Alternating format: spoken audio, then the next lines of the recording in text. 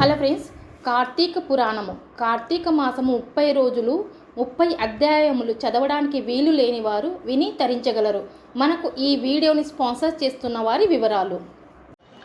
Hello friends, welcome to my video. Friends, మనకు ఈ వీడియోని స్పాన్సర్స్ చేస్తున్న వారు ఎస్బీఓ డిజిటల్ మార్కెటింగ్. వీరు అందరికీ పార్ట్ టైం జాబ్ని ఇస్తూ ఉన్నారు. డైలీ 200కు పైగా సంపాదించుకునే అవకాశం, అది కూడా మన యొక్క ఫ్రీ టైంలో. ఇకపోతే వర్క్ ఓన్లీ. మన యొక్క సోషల్ మీడియాలో కంటెంట్ను షేర్ చేయడం మరియు பப்ளிஷ் చేయడం ద్వారా మన ఇన్కమ్ని సంపాదించుకోవచ్చు.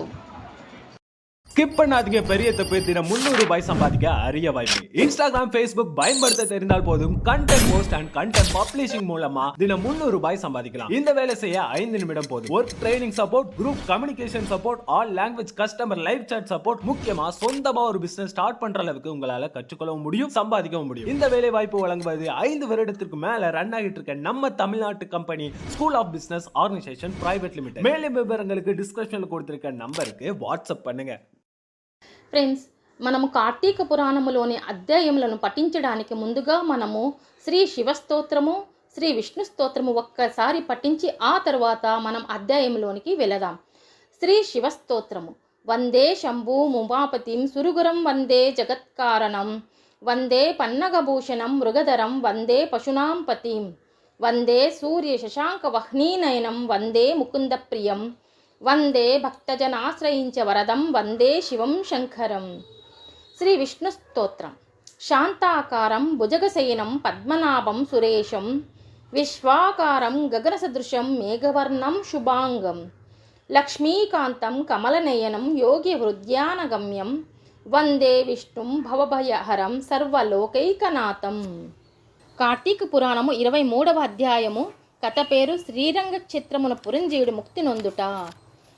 అగస్త్యుడు మరలా అత్రి మహర్షిని గాంచి, ఓ మునిపుంగవా, విజయమందినం పురంజీయుడు ఏమి చేసినో వివరింపుము అని అడుగగా అత్రి మహాముని ఇట్లు చెప్పిరి. కుంభసంభవ, పురంజయుడు కార్తీక వ్రతాచరణ ప్రభావమున అసమాన బలోపేతుడై అగ్నిశేషము శత్రుశేషము ఉండకూడదని తెలిసి తన శత్రురాజులను అందరినీ ఓడించి నిరాటంకముగా తన రాజ్యమును ఏలుచుండెను.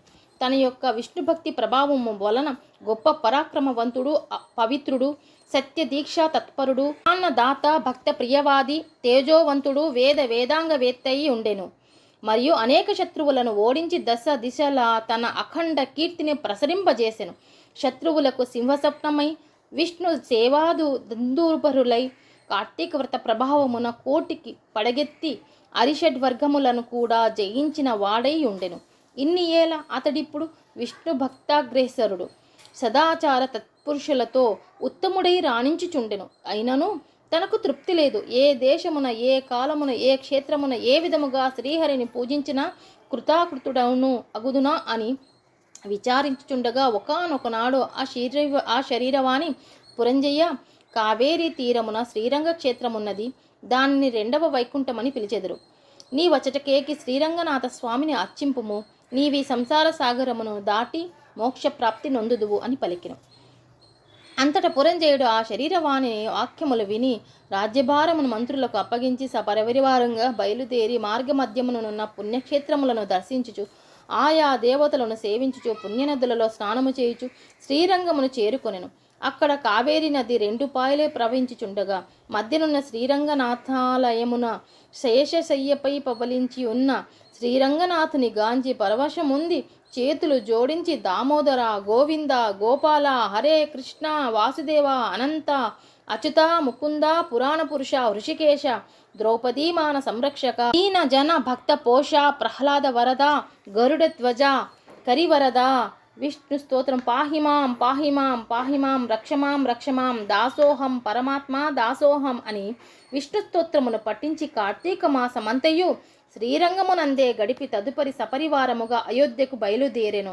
పురంజయుడు శ్రీరంగనాథస్వామి సమక్షమున కార్తీక మాసములో చేసిన వ్రతముల మహిమల వలన అతని రాజ్యమందలి జనులందరూ సిరి సంపదలతో, పాడి పంటలతో, ధనధాన్యాలతో, ఆయురారోగ్యములతో నుండి అయోధ్య నగరము ధృతతర ప్రకారములను కలిగి, తోరణ యంత్ర ద్వారములు కలిగి, మనోహర గృహ గోపురాదులతో చతురంగ సైన్య సంయుతమై ప్రకాశించుచుండెను. అయోధ్య నగరమందలి వీరులు యుద్ధ నేర్పరులై రాజనీతి గరవారై వైరీగర్భ నిర్భేదకులై నిరంతరము విజయశైలురై అప్రమత్తులై ఉండిరి. ఆ నగరమందలి అంగనామానులు హంస గజాగామినులు పద్మపత్ర యత లోచనులై విపుల శోణిత్వము, విశాల కటిత్వము, సూక్ష్మ మధ్యత్వము, సింహకూచ పీనత్వము కలిగి రూపవంతులనియు శీలవతులనియు గుణవతులనియు ఖ్యాతి కలిగి ఉండిరి. ఆ నగరమందలి వేల ఎండ్రు నృత్య గీత సంగీతాది కళా విశారదులై ప్రౌఢలై వయోగుణ రూప లావణ్య సంపన్నలై సదా మోహన హసాలంకృత ముఖశోభితలై ఉండిరి.